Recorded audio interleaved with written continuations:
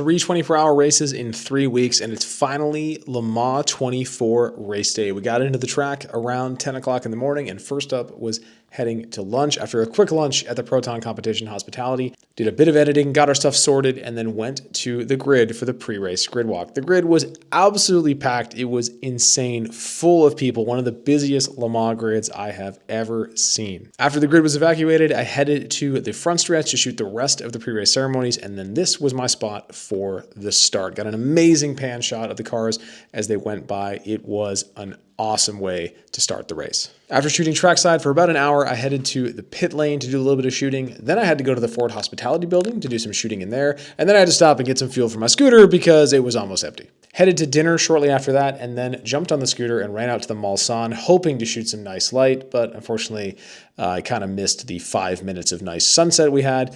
Made my way over to Indianapolis, did some shooting there. They went to the Kink and did some ridiculous shooting in the woods where you couldn't see anything, but it ended up looking pretty sweet. Then it was time to hunker down overnight in the cabin to do some editing, headed to the pits for a bit as well for some more shooting, and then hopped on the scooter and went out to Arnage with Nick to shoot the sunrise, and it was absolutely mint. Beautiful backlit shots at Arnage. So glad we made the long scooter ride out there to get those shots. Then I laid down for a quick nap from about 10 until 11:30. We headed back to the Ford Hospitality, had a bit of lunch, did some more shooting in there, and then it was basically time for the end of the race. We headed to the pit box to watch the clock run out and shoot the team celebrating their 9th place finish in the 24 hours of Le Mans. Got to see the winning Ferrari of Robert Kubica, Yuthier, and Phil Hansen drive by, which was just amazing. There's nothing like the Le Mans celebration. And then it was time for a mountain of editing